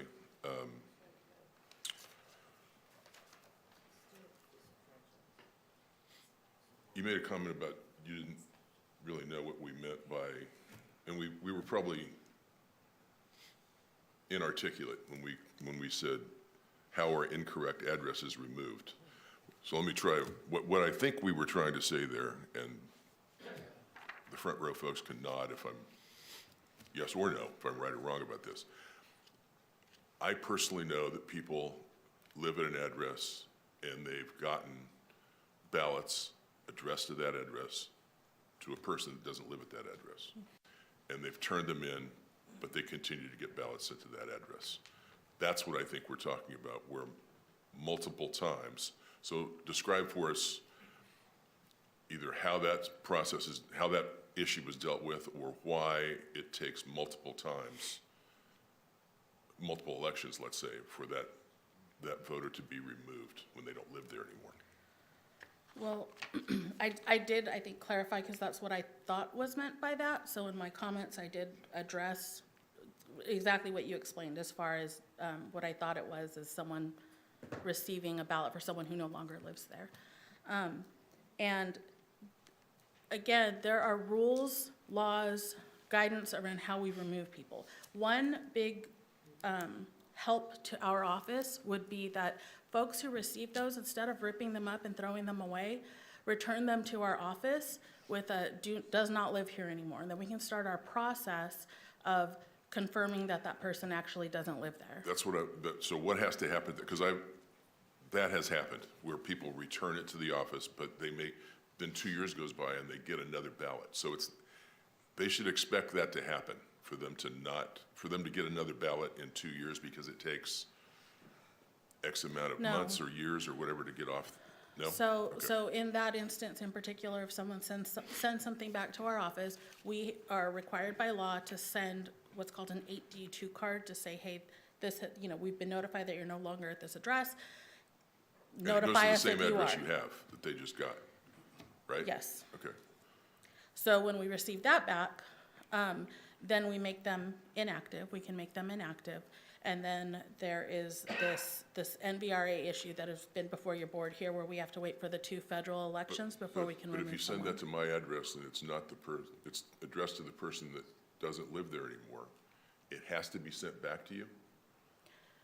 If it's not, and we haven't cleaned it up, I don't know how we would know. Can it be filled out by the person that's not the voter? Well, I mean, it could be filled out by anyone, but it's not going to be counted if the signature does not match what I'm we not have talking on about the file. ballot. I'm talking about this form that you walk through this. I get a ballot in the mail, and it's addressed to someone that doesn't live in my house. I send it back to you saying, this person doesn't live here. You send another card to my same address, addressed to that same person. What do I do with that? Because it's not addressed to me. Same thing. Same thing, or, Send it back you to know, you? What happens when I send back a card that says they don't live here anymore? so. This is where it's losing me. I don't know, it seems like a continuous motion machine. So working within the state laws and guidelines aren't always, there's a lot of things that I don't necessarily agree with, because Okay. a lot of times they don't make sense to me personally. But regardless, I have to follow them. The fact that we're sending out, if something comes back undeliverable and we have to send out a notice to the same address that we already know that someone doesn't live at, is a cost to the county. I don't understand that, but that's what we have to do. I guess what I'm asking is if I send back that card and say, this person doesn't live here, is that enough to take them off the roll? It is not enough to take them off the roll, no, it is Okay, not. then what happens at that point when I send that back and say, this person doesn't, just like the ballot, they're not here, they don't live here to receive this card either. What happens then? I don't get it. So the exact steps I do not have memorized, I will tell you that. And I would have to check with staff on that. Okay, The exact I'd like to process. know that because that was discussed in the committee and we didn't know either. Anything that you or your department could do that you know of to make this whole process better? I know we're asking you, we're giving you some recommendations, but what about just you're in there every day? And what do you need from us to do that? You mean to accomplish the recommendations, to No, answer the just questions? to improve the whole process. Well, maybe it doesn't need improving in your opinion, and you can say that. Maybe it does. And if it does, what are those things that need to be done or that you would like to do? We need more space. What would you do with more space? We would, one thing, we would be able to build out some specific areas for observers, and that would be in the layout. The difficulty with that is being a single department head over multiple departments that require 110% attention and participation each day. To move it off-site, because we don't have room here in this building, would be very difficult. Also, security over that site. Here in this building, we have the security out front. We do have the metal detectors. To remove the elections office from this building would concern me greatly. Do you have any idea what the square footage, when you say more space, how much more do you think you need? Have you done that analysis? I haven't, no. I haven't because it's all my same department. I mean, would another room do, an average size room, or do you need a whole lot more than that? 20 by 20 room? I don't know. Possibly. But again, another part of that is breaking that office up, because we really can't break up the vote by mail process area. That area is under constant surveillance. It has multiple security levels to even get into the the rooms. And to break that up and then to have to be transporting ballots from one room to another room, and we might not have cameras in those lines of sight. We can't be reconciling before we leave the room, and 2 minutes later when we walk to another room, take them all out and count them again. That Maybe when we do our tour, you can maybe show us what you're thinking, or. Well, I can share with you that I don't have plans. I haven't gotten to that point. I get that, but I mean, we're spitballing here. That's where it starts. So before you run off, and I know you've got other things to do and you want to get back to work, and I appreciate that. I don't know if anybody else wants to get to this yet, but we're going to talk about the other issue is whether or not we separate the function of the ROV, the function of the county clerk that includes ROV out. So do you have any thoughts on that? As I've told the board members who have discussed this with me, I'm Switzerland on that. Whatever your board chooses to do. I get that, but. I do want to make the comment that making changes is not going to mean that everything is perfect. Sure We isn't. still You're right. work, it's still the same environment that anyone else would be working in. In theory, you're gonna have the same staff you have now that we have folks coming up That's right. saying are incompetent and unable to do their jobs. You can't, I mean, it's not just a wipe everyone out and bring everyone back. I'm really and so- more interested in this. I mean, this is a detail, but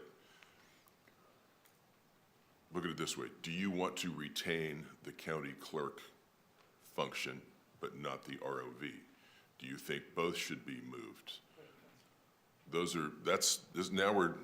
maybe this needs to be hashed out by the committee with you there, but these are just, you're here in front of me, and I'm taking that opportunity to ask, that's all.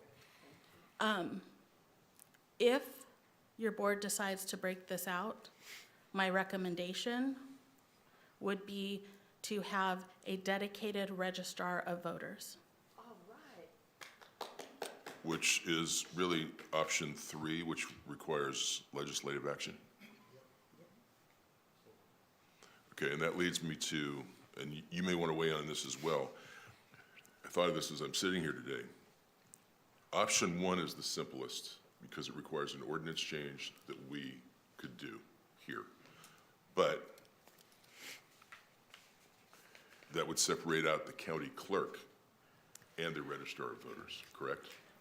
That is correct, Supervisor. You still have 2 elected offices. So, I don't know that you want to do it this way, but it occurs to me that we could, if we wanted to do this, and I'm going to recommend in a minute that we send this back to the committee to beat it up a little bit and come back.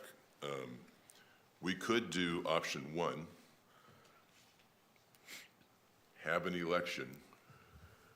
Could we do this? Could we do option 1, have an election, and then come back and do option 3 subsequent to that? Or end up with option 3, which is what Amy just described, Ms. Espinoza just described as a separate standalone ROV. So every option has very specific timelines because of being an elected office. You cannot change it midway. So and I will defer to council get that if we part. can change the ordinance effectively now, or we have to wait until the election time to change the ordinance to separate both offices, because Mrs. Espinoza ran as a auditor, controller, county clerk. No, I get that. I know we're not changing an ordinance and splitting them out right now. Right. It would just be for the next election for the auditor controller, where she would essentially run for the auditor controller, period, or auditor controller county clerk, right? There's 2 options there if we remove the ROV function or the county clerk ROV function. Correct. So can we change an ordinance that takes effect, I guess, the day after the November election in 2028? Is that right? So Supervisor Couch, that would have to occur before the filing period for the June 2026 election. Okay. Because we're establishing those offices. One thing I would like to add. It would have to occur before the filing period of the June 2026 election. Okay. One thing I do want to add is the county clerk function is, it's not as demanding as the other functions. If your board chose to separate the auditor controller and the county clerk registrar, if you had someone who was dedicated to county clerk under the registrar, that would be extremely helpful. I'm speaking from my experience where I have an assistant and previously had a manager who was overseeing both. And then actually when I got an assistant, I brought county clerk upstairs to the auditor's office so that the assistant registrar could just focus on elections. So again, if the structure was having someone who could oversee those and staying up with legislation in the county clerk area, I think that would work. Reporting to the registrar. Okay. Thank you. Supervisor Couch, Thank you, thank you for your Chair. great questions. Supervisor Parlier. Amy, if you come back just for a second, please. So David brought up something on the envelope, and I don't have an envelope in front of me, so if you could just walk through that process with me a little bit. Yes. Do you have an extra one by any chance? I brought mine. Okay. So on that envelope, and maybe there's state mandates that restrict what we can and can't put on there, I'm sure there are. If it is mailed to the wrong person address, is there anything on that envelope that's highlighted or red or states that if it's not you, send it back to us free of charge or anything like that on there? No, there's not. It's just, all we have on here is directions to the post office, because if they are aware that someone doesn't live at an address, they, by law, cannot deliver it there. Is there a way to do that? We may be able to add that on the bottom. I'd have to check, because I know that we, even in the formatting of the envelope, we work with the Secretary of State. And so, but I think that would be a good idea. I tell you what, so could you come up with some sort of, if it's bold, or if it's red, or if it's bold and red, or whatever it is, and bring it to the committee, maybe a couple different options, and they can take a look at it, see what's best, bring it back to us, and we can have a further discussion on it? Sure. Okay. And maybe this, Nancy, maybe you can help on this one a little bit too. I know we're limited with the footprint of this building, and there's a lot of people in it. Is there a way we can assist with workspace study to be able to help with them and their space or their space limitations, to be able to see if we could expand their area without impacting ours, or if we have to relocate somebody within a different department or area somewhere else? But could you answer that, please? Supervisor Parlier, through the chair, we can absolutely do that, and often do when there's workspace needs throughout the county, so we'd be happy to do that. Thank you so much. Thank you, Madam Chair. Great questions, thank you. Supervisor Peters. Thank you. This isn't necessarily a question for you, Ms. Espinoza, but if you would like to comment on it, I welcome those comments. But it seems to me like a lot of the issues that I'm hearing, a lot of the reasons for separating this out would be accomplished by separating the county clerk as an independent office, combined with the registrar of voters, and might also be beneficial with the registrar of voters having somebody together in those positions. And it's also the most expedient option that we could take, as I understand it. Is there, well, actually, I guess the question I should ask is, if we were to just create a separate registrar of voters position, a standalone position, under the presentation here, it says this would require legislative action. Could you go over again, I don't know if it would be Ms. Martinez or Ms. Raison about, or maybe Ms. Espinoza, about what exactly that would entail? Great question.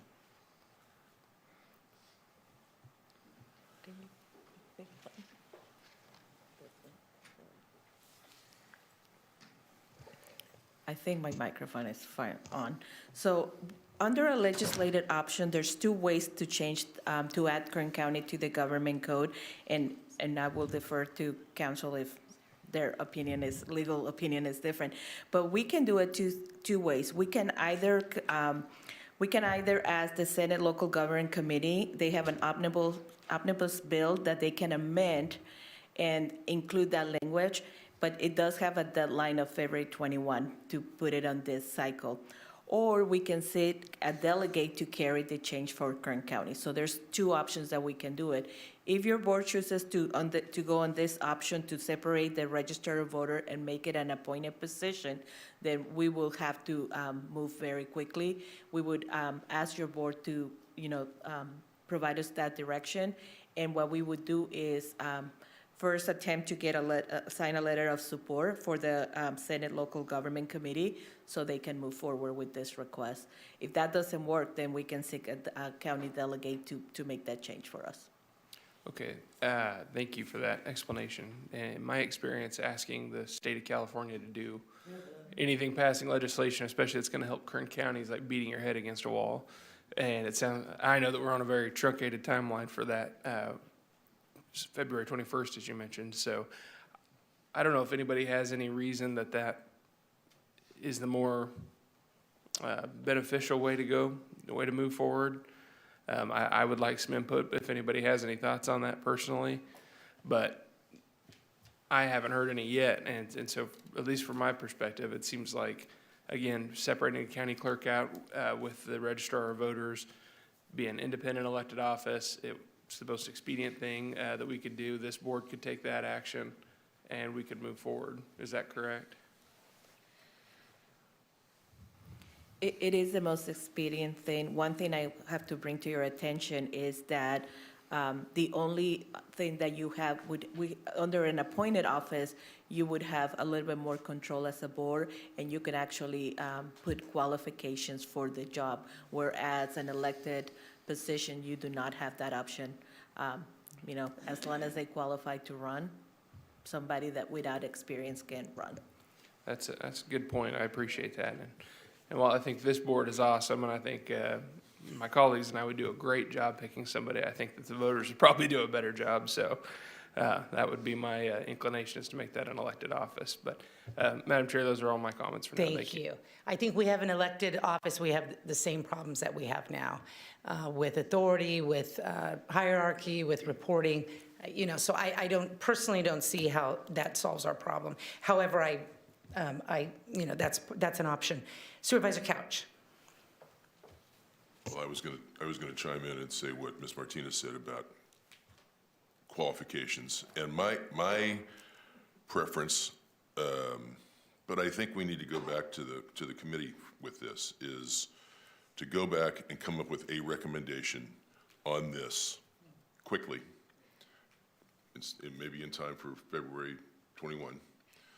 And I think I agree with Supervisor Perez on this, that if we're going to do this, I would rather just take the responsibility under the board so that we would appoint a person, we can set those qualifications, we can interview someone, and we have, and then there's also the question of, and I know their heads may explode when I say this, but do we want them reporting to the board? Do we want them reporting to the CAO? Do we want them reporting to county council? Told you. I don't know where you slide this position necessarily, but I think it was worth some consideration. Anyway, thank you. Supervisor Couch, if I may, under the statute that would allow you to appoint a appointed register of voters, it also it states that you have to appoint that position in the same manner that you appoint other department heads. And because we are a CAO model, not a CEO model, that position will report to your board directly. Has to be appointed by the board. Okay, thank you. Amy, you have been so extraordinarily helpful. I really appreciate you. Supervisor Flores, are you punched in now? Please. Thank you, because I think it's a good time to weigh in. So I also agree with you, Supervisor Perez and Supervisor Couch. There is merit to option one. My only issue, though, is that it's really very similar to the existing structure that we have now. And so if we're going to make fundamental change, I think ultimately 2 years or 2.5 years, our board has received the criticism, rightly or wrongly so. But if we're ultimately in charge, I'd like to see a structural change where the board could really weigh in, have that department report to the board or the CAO. But the first one just seems they're shedding the auditor function. They retain the clerk and elections function. They're still an independent elected office. It's a move in the right direction, but I think that 3 would be more optimal. But again, I welcome comment.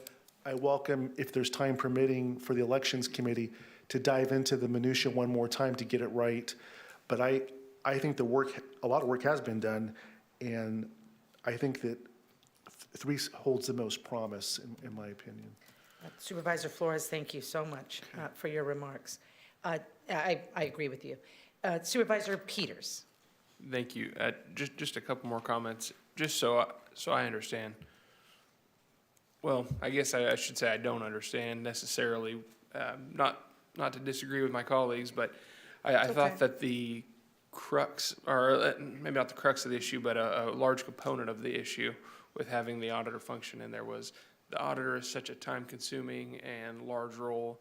There's seems to be some questions from the public about conflict of interest with auditor and registrar of voters, merited or not. No comment on that. And also that the auditor controller has a higher qualification, I believe a CPA qualification that is required to run for that office, or There's 4 different avenues okay. to qualify, yeah. And so to my mind, that would be solved by separating out the auditor controller function. And again, I may not be reading this correctly, but that's my take on it.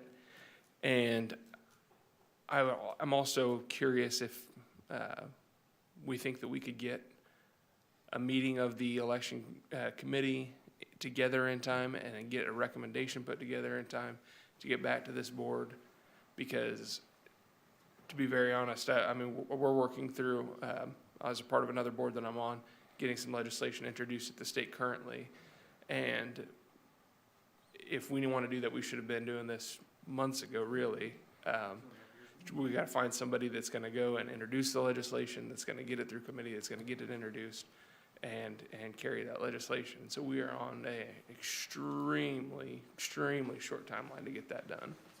So that would just be something that I would caution moving forward. Thank you, Supervisor Peters. Supervisor Flores. Can we take action now and not go back to committee? Because, I mean, it's been vetted, it's been brought for us. Can't we take action today, County Council, if the board chooses? Supervisor Flores, through the chair, your board is able to provide direction to staff today on the route. Thank you. I mean, considering the very real time constraints that were brought up. Okay. Thank you, Supervisor Flores. Supervisor Couch, your thoughts? I was suggesting we go back to committee simply because I didn't want to push the board into a decision today if they hadn't had time to think about it. If the board's ready, and you think that option 3 is a reasonable way to go, and I'd be prepared to do that. Supervisor Couch, thank you. I am prepared to do that. We don't normally telegraph our votes here, but this is a complicated matter where we need to really be on the same page. We need a meeting of the minds as we move forward. So, you know, my apologies for breaking protocol just a tad to indicate that number 3 to me does seem the most sound approach. I am ready to take action today. And of course, that's subject to the will of my colleagues and, you know, their interests. Amy, did you want to chime in? Or are you just waiting? Okay, perfect. Supervisor Peters, are you up? Yeah, I just had one more quick question. So the deadline I know is rapidly approaching. I think it buys us another month if we can find a legislator that will introduce this to a committee before it's brought back to the body as a whole. So just out of curiosity, let's say this doesn't get introduced by a legislator, it doesn't move forward by the end of February. Could we still then come back and consider option 1 in March? And absolutely. Council is not in their head, so yes. Just for the record, we do have a election committee meeting scheduled for the 10th of next month. It does create a little bit of timing because then our next meeting is, the board meeting is the 11th or the 25th. So the 25th will be too late, so I don't know if we will be able to have a discussion on the 10th and come back to your board on the 11th. I would have to work with council on that, but absolutely correct, Supervisor Peters. If we go the route of option 3 and we have to come back, we can always come back to option 1 as long as we do it within the, before the filing period, which my understanding is somewhere around December 11, December something, so we have time for option 1. okay, thank you. And I understand Supervisor Couch, appreciate you wanting to go through the committee and give the best options and time to evaluate, but just being involved in this legislative cycle right now and knowing how difficult it is, I think even that 2-week delay would be seriously detrimental to this. So, yeah, I would say I'm in favor of moving forward. Supervisor Peters, thank you so much for your question, so pointed. And so this board's, just for helpful information, you know, I will be personally engaged in that process with the friends that I have. We all have different friends. We can lean on all of them to collectively move this across the line. Are you done, Supervisor Peters? Okay. So this has been an absolutely phenomenal, excellent discussion from my perspective. I am so grateful to you, Amy. Thank you. To our members of the public, you know, you're rock stars. You know how I feel about you. I think this is a very important milestone and a good day for all of us. So I would ask my colleagues if you're interested in any kind of action at this time. Supervisor Couch? By that I mean you. You're the expert. So I will make a motion on the staff's recommendation, which includes all of the many things we didn't talk about, which were also some recommended changes at the state and federal level that we'll be sending on to, well, you'll be referring them per the board letter to the elections committee or the, what do you? Secretary of State. Supervisor Couch, the chair, I believe that's to the Legislative Program Committee. Yes. Okay. And also to approve pursuing option 3 and seeing if we can get it into an, what did you, kind of a bill did you call it, Ms. Martinez? Omnibus. Omnibus bill? So that's my motion. Second that motion. Supervisor Couch, thank you for that motion and for your excellent leadership on the committee. We have a second. Seeing nobody else punched in, we're going to move to vote. Please. The motion is approved. All ayes. Okay, excellent work. I love you all. Amy, thank you so much. Appreciate all your expertise, your knowledge, your time. I'm really looking forward to this tour. No rush.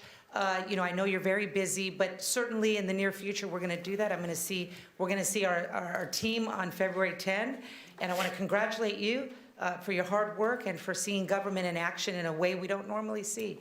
So this is exciting. Amy, again, thank you. And to our proud American citizenry gathered here today, I hope you feel good that we are moving in the right direction. Thank you. Any other comments or questions from nope. So it looks like we'll be moving to closed session. We'll see you back at 2. I need a motion to adjourn, please. So moved. Thank you. Great job, everybody.